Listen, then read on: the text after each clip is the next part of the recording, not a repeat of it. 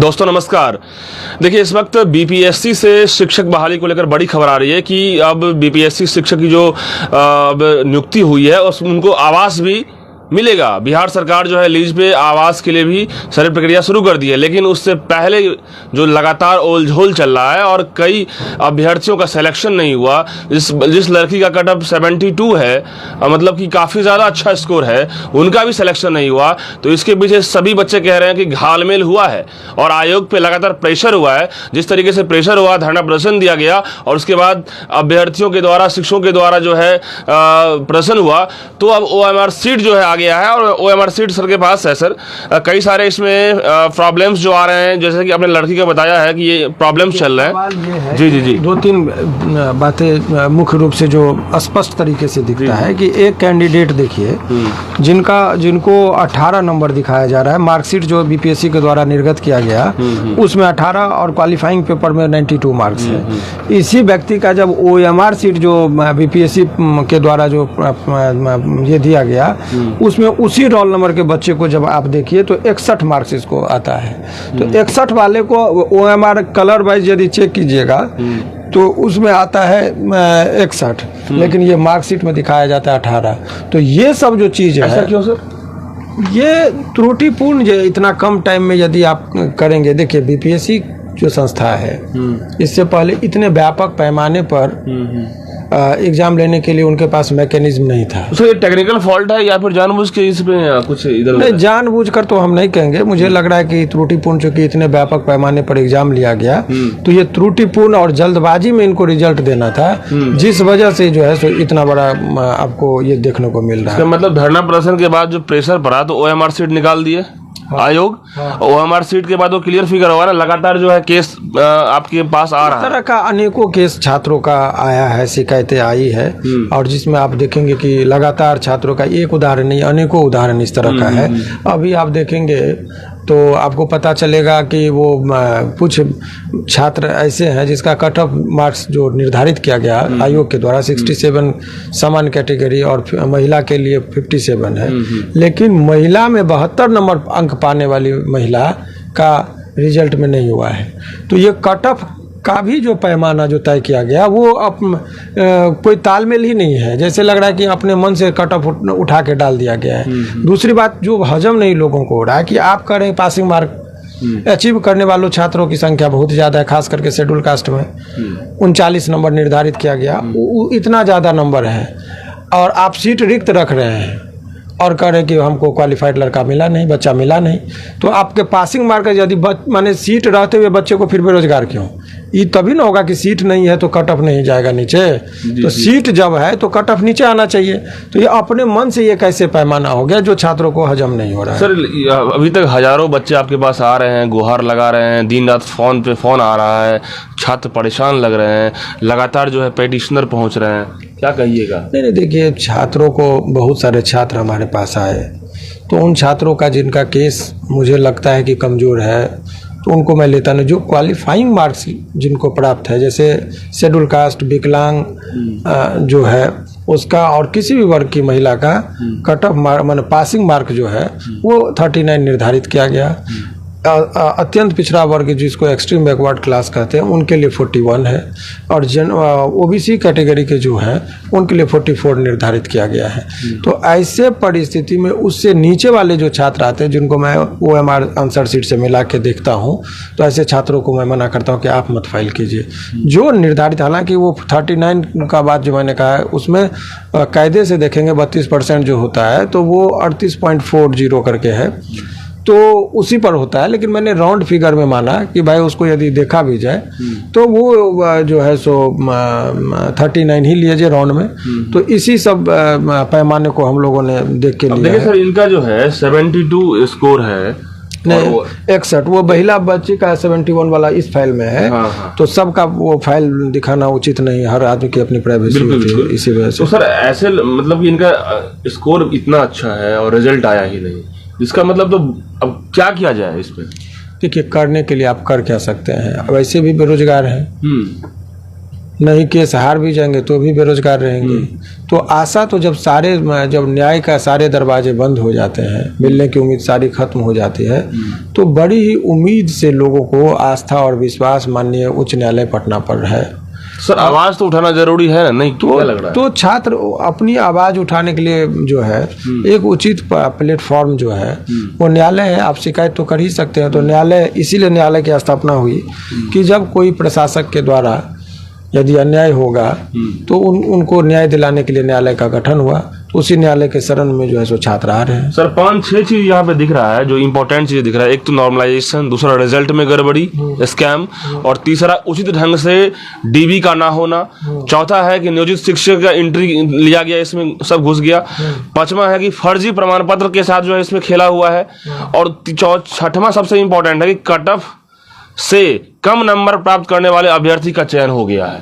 तो इतने जो 6 चीजों की समस्या है, तो सर 6 चीजों की समस्या पे तो सवाल उठेगा ना सर। देखिए यही पॉइंट हमने बनाया है, जो बेसिक चीज जो है, ये हालांकि अभी हम आप पढ़ दिए, लेकिन आप डिमांड जो है कि नॉर्मलाइजेशन होना चाहिए। कि बिहार में पहली बार ऐसा है किसी एग्जाम में हुआ हो, पहले पाली में होता है कि फर्स्ट पाली वाले का और सेकंड पाली वाले का ये होता था एग्जाम। अब इस बार वो नहीं किया गया, महिलाओं का अलग पाली में एग्जाम, पुरुषों का अलग। इतने तो उसमें नॉर्मलाइजेशन नहीं हुआ जो आयोग को अपनाना चाहिए था। रिजल्ट में गड़बड़ी है, गड़बड़ी की जो सीटेट और डीएलएड फेल अभ्यर्थी हैं उनका भी चयन हो गया है। चयन इन द सेंस कि उनका रिजल्ट आपने दिया है, तो उसके सीट को आप कहाँ लेके जाएंगे? उचित ढंग से डीबी का नहीं होना, डॉक्यूमेंट्स वेरिफिकेशन जो होना चाहिए था वो नहीं हुआ। नियोजित शिक्षक जो इसमें आ गए, जो नियोजित शिक्षक का आप जब देखेंगे तो वो नियोजित शिक्षक लगभग 28,000 जो आ गए, यदि वो नहीं आए होते इसमें, शिक्षक तो ऑलरेडी थे, तो जितने भी डीएलएड वाले थे सभी को 5वीं कक्षा में कोई भी बेरोजगार नहीं रहता। उसके बाद कुछ प्रमाण पत्र वगैरह का वेरिफिकेशन यदि टाइम पर हो जाए तो एंट्री नहीं होगी। अभी देखिए ये कह रहे हैं, अभी जो इस पर आयोग का कहना है कि मैं अभी प्रोविजनल ज्वाइनिंग करवा रहा हूँ, यदि हम जांच करेंगे और मुझे पता चलेगा तो उनको निकाल देंगे। तो भाई जब आपको पता होना चाहिए कि 2006 में जो जिसका वेरिफिकेशन अभी तक नहीं हुआ है, अभी तक विजिलेंस को दिया गया है बिहार में, अभी तक पूरा चेक नहीं हुआ है, बहुत सारे लोगों का केस पेंडिंग है अभी, तो 2006 से अभी तक आप नहीं किए और अब जाके निकाल रहे हैं कि उस व्यक्ति को कि पता चला, बहुत लोगों पर केस भी हुआ कि आपका फर्जी प्रमाण पत्र था, नौकरी मिल गया। तो उस टाइम में जो मेधावी छात्र थे, जो सेकंड पोजीशन पे रहा होगा, वो तो अभी तक बेरोजगार है, जो इसमें भी भरा होगा और भटक रहा है रोड पर, और उस टाइम का फर्जी आदमी नौकरी लिया, आज निकाल भी दिए। तो क्यों इसको पहले चेक नहीं होना चाहिए? पहले सारे कागज पत्र डॉक्यूमेंट सारा आप देख लीजिए कि उसका जेन्युइन है, तब उसको ज्वाइनिंग के लिए कहना चाहिए, तब उसका रिजल्ट पब्लिकेशन होना चाहिए, ताकि होनहार छात्र वंचित न रह जाए। इसमें ये हो रहा है कि पहले आप नौकरी ले लीजिए और तब आप डॉक्यूमेंट्स वेरिफिकेशन कराइए, और उसका भी एक निर्धारण नहीं हो पा रहा है। तो ये तो वही बात होगी जैसे हमारे यहाँ हिंदू धर्म के मुताबिक शादी ब्याह जो होता है, तो पहले मटकोर होता है, फिर शादी, और फिर सुहागरात की बात होती है। प्रोसेस यही है।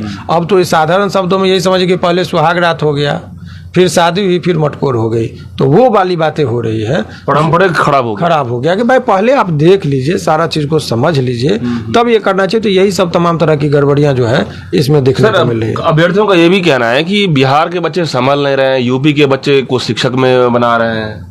देखिए ये डोमिसाइल नीति की जो बातें हैं, अब ये भी एक फैक्टर है कि बहुत जोर शोर से ये बातें उठने लगी है। ये सरकार की अपनी पॉलिसी होती है, लेजिस्लेचर का अपना जो होता है, लोकतंत्र में उनके पास बहुत, विधायिका के पास बहुत शक्तियाँ होती है, उनका उन्होंने इस्तेमाल किया। लेकिन ये भी, इसमें भी एक त्रुटि है, और इस मुद्दे पर तो बहुत कहें पूरे वैकेंसी पर ही चैलेंज हो जाएगा।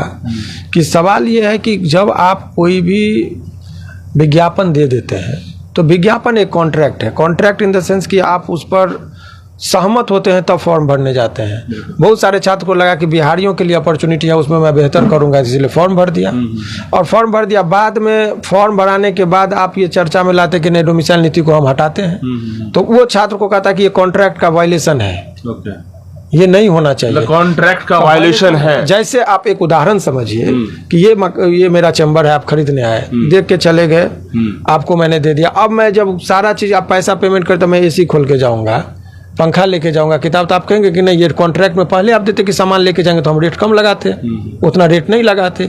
तो ये डायरेक्ट ये जो आप देखेंगे ये सब जो चीज़ें गड़बड़ी है, तो होल वैकेंसी पर ही प्रश्न चिन्ह उठेंगे। लेकिन मेरा जो उद्देश्य है, हम नहीं चाहते कि वैकेंसी रद्द हो। सर आयोग में भी तो प्रश्न चिन्ह हमारा ये है कि आप जितने लोगों का हुआ है उससे भी कोई आपत्ति नहीं है, जितने लोग डीएलएड वाले हैं जो क्वालिफाई कर गए हैं, पासिंग मार्क है, उनको नौकरी हो जाए, हमारा यही डिमांड है।